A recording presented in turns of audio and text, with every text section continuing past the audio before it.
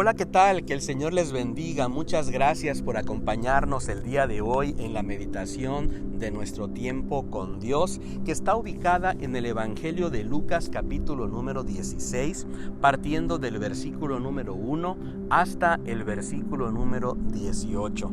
Le he titulado a esta meditación de la siguiente manera: Dios nos conoce.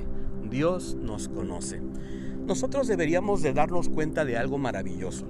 Tenemos un Dios que es omnipotente. Tenemos un Dios que es omnipresente. Tenemos un Dios que es omnisciente. Esto significa entonces que nuestro Dios conoce nuestras vidas, que nuestro Dios sabe exactamente nuestras necesidades y sabe también las intenciones de nuestro corazón. En esta porción de la Escritura, cuando leemos del versículo 1 al versículo número 18, me detuve en el versículo número 15. Y cuando yo leía el versículo número 15, en esta parte final, en esta parte intermedia, dice así: pero Dios conoce vuestros corazones. Y entonces yo me enganché con el versículo, y es por eso que yo le titulé a esta meditación de esta manera: Dios nos conoce. ¿Sabe por qué? Porque Dios conoce lo que hay en nuestro corazón. Dios conoce nuestros pensamientos, Dios conoce nuestras intenciones. Así que me gustaría compartir contigo por lo menos un par de cosas que yo logro rescatar de este precioso devocional. La primera de ellas es lo siguiente: Dios conoce nuestras acciones. Dios conoce nuestras acciones. El Señor Jesucristo está narrando una historia y está hablando de un hombre rico que deja encargadas sus propiedades a un mayordomo. Pero parece ser que este mayordomo, en lugar de hacer bien su trabajo, en algún momento se descuidó y comenzó a derrochar los bienes de su patrón. Entonces, en esta historia creo que podemos aprender algunas cosas interesantes. La primera de ellas es la siguiente: Dios conoce nuestras acciones. Dios conoce la manera en cómo usted y yo estamos viviendo nuestro día a día.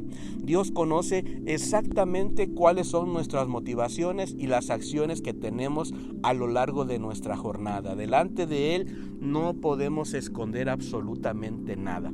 Fíjese cómo dice el versículo 1 y versículo 2 de esta escritura. Dice: dijo también a sus discípulos: había un hombre rico que tenía un mayordomo, y este fue acusado ante él como derrochador de sus bienes. Este entonces lo llamó y le dijo: ¿qué es lo que estoy oyendo acerca de ti? Da cuenta de tu mayordomía, porque ya no podrás ser mayordomo. Sabe, una de las cosas que tenemos que tomar muy pero muy en cuenta y la tenemos que tener muy claro, es que nosotros estamos sobre esta tierra y simplemente somos siervos de Dios. Somos simples administradores, somos simples mayordomos de todo lo que Dios nos ha dado para que nosotros cuidemos. Muchas veces nosotros se nos olvida nuestra función, la posición en la cual tenemos que estar, y pretendemos de alguna manera derrochar nuestra vida, derrochar todas las cosas que Dios nos ha dado. Y creo al final de cuentas que nosotros tenemos que tomar en cuenta esto. ¿Sabe por qué? Porque tarde o temprano nosotros vamos a rendir cuentas delante de nuestro Dios. Como este versículo número 2 dice: da cuenta de tu mayordomía. En algún punto usted y yo estaremos delante de la presencia de nuestro Dios rindiendo cuentas. Te hago una pregunta: ¿cuáles son las cosas que Dios te ha dado a cuidar?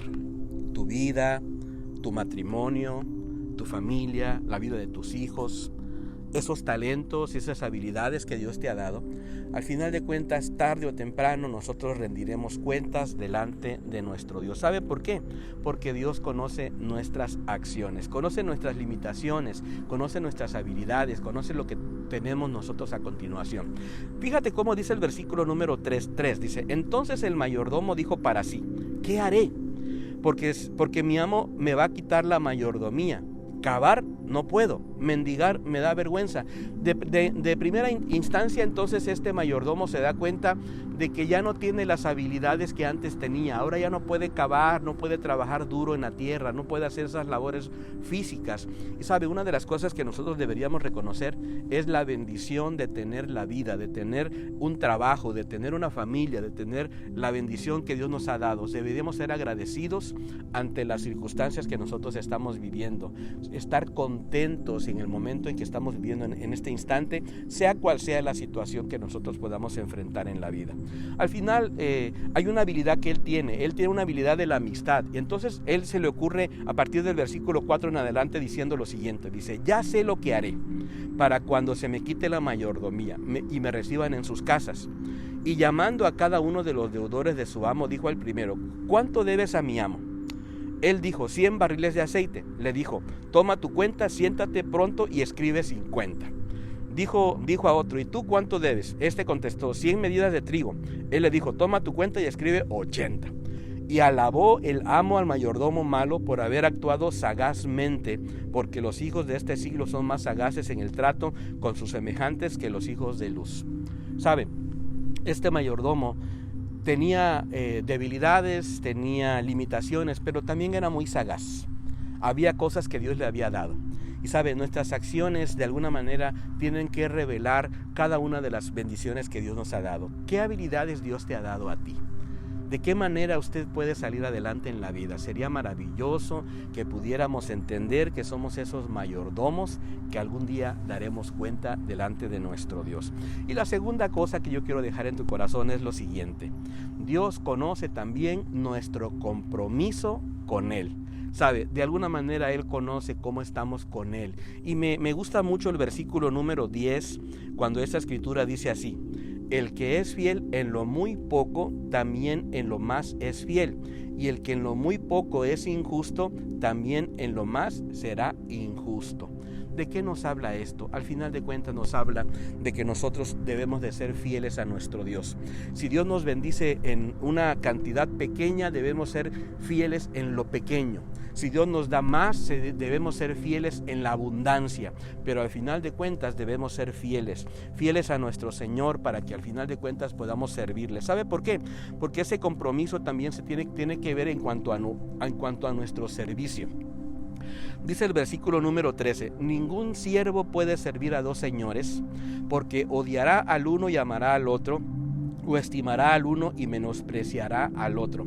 No puedes servir a Dios y a las riquezas. ¿Sabe? Al final de cuentas tenemos que mostrar nuestro compromiso con nuestro Dios.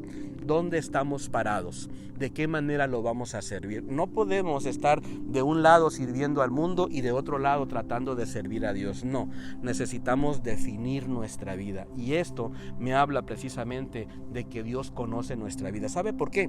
Porque al final nosotros vamos a amar las cosas que realmente amamos, y vamos a rechazar y vamos a menospreciar todas aquellas que realmente no están en nuestro corazón. Recuerda algo: Dios te conoce, Dios me conoce. ¿Qué tenemos que hacer ahora entonces? Venir delante de la presencia del Señor, y si hemos administrado mal nuestra vida, pedirle al Señor que nos perdone y que nos dé una nueva oportunidad para poder continuar adelante sirviéndole con todo nuestro corazón y con toda nuestra vida. Espero que esta meditación haya sido de mucha bendición para tu vida, y me encantaría que nos pudiéramos encontrar el día de mañana. Te mando un abrazo. Bendiciones.